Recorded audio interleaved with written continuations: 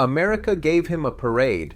They put him on the radio. They offered him a commission, a desk job, and a way to sit out the rest of the war. He said no. He said he was a plain soldier and wanted to stay one.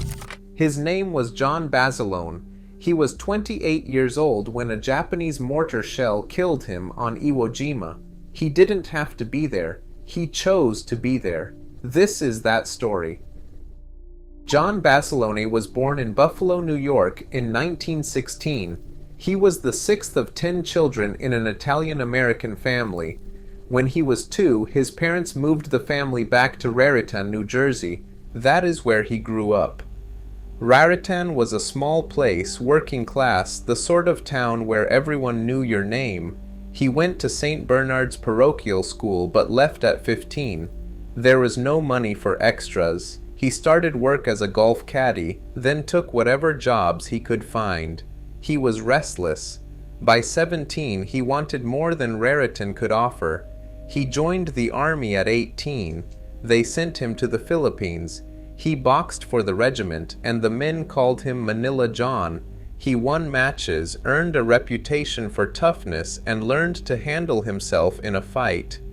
But he was never a troublemaker. He was just looking for something he could be proud of. After 3 years, he came home in 1937. Civilian life did not suit him. He drove trucks up and down the East Coast. The work was steady, but empty. He missed the discipline, the sense of belonging. On June 3, 1940, he enlisted in the Marines. He went through Parris Island, then Quantico, then Guantanamo Bay. The old Army stories followed him, but he kept his head down. He was a regular Marine, no different from the others. No one guessed what he would become. Not then, not yet. The jungle at Henderson Field was thick and wet. It muffled sound. It hid everything except the fear. Just after midnight, October 25th, Basilone's section waited behind their guns, 15 men in muddy foxholes. 2 heavy .30 caliber machine guns pointed into the black. The Japanese came in waves, first shadows, then shapes, then screams. They charged straight at the Marine lines, trying to break through to the airfield. Basilone's men fired until the barrels glowed. The air filled with the roar of gunfire and the sharp metallic smell of spent rounds. In minutes, 1 gun crew was gone, killed or wounded, the rest scattered. Basilone crawled through the mud, pulling bodies aside to reach the guns. He worked the bolts with bare hands, burning his skin on the hot steel. He kept the guns firing, sometimes alone, sometimes with 1 or 2 men left beside him. Ammunition ran low. Basilone left the line and ran 200 yards through enemy fire, carrying nearly 90 pounds of ammo on his back. He made the trip again and again, ducking bullets, ignoring the bodies that piled up in front of the guns. Ammunition and endurance kept the position together. By dawn, only 3 Marines from his section were still alive. Basilone stood among them, surrounded by hundreds of enemy dead. The ground was torn and silent.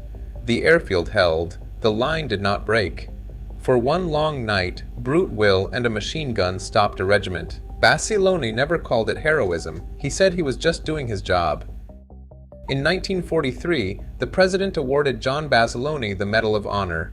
The citation spoke of courage under fire, of holding the line when others fell. But the medal was only the beginning.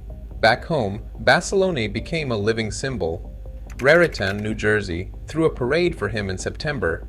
The streets filled with thousands of people, neighbors, strangers, politicians, reporters. His face appeared in Life magazine. Fox movie-tone newsreels played his story in theaters across the country.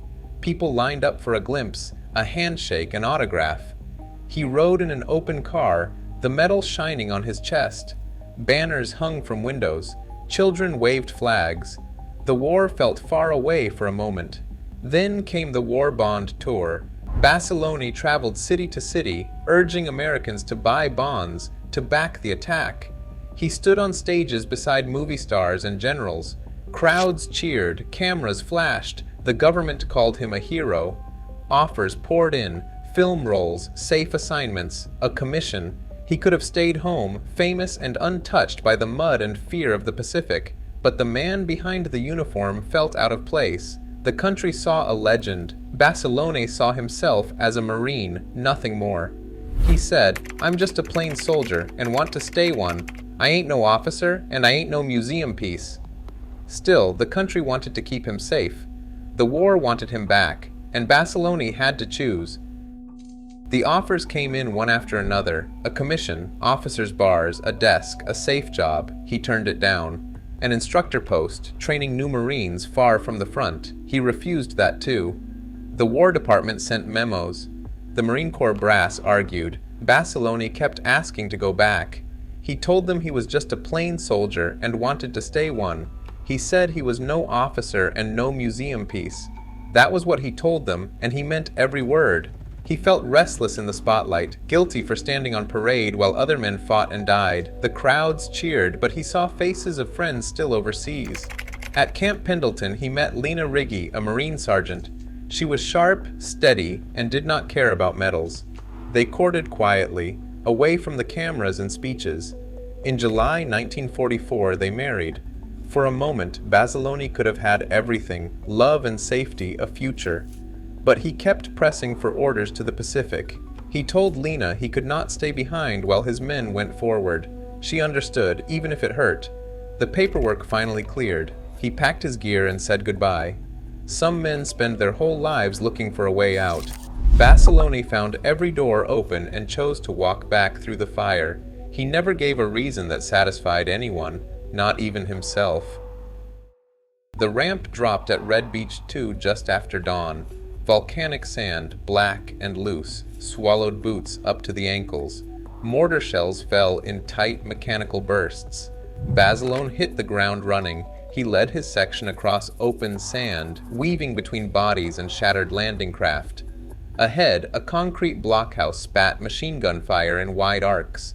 The Marines stalled, pinned flat, the air thick with grit and smoke. Basilone didn't wait for orders. He crawled forward, low and fast, grenades clutched in both hands.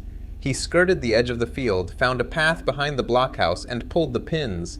Grenades thudded against the wall, then the blast ripped through the bunker's firing slit. The guns inside went silent. For a few seconds, nothing moved.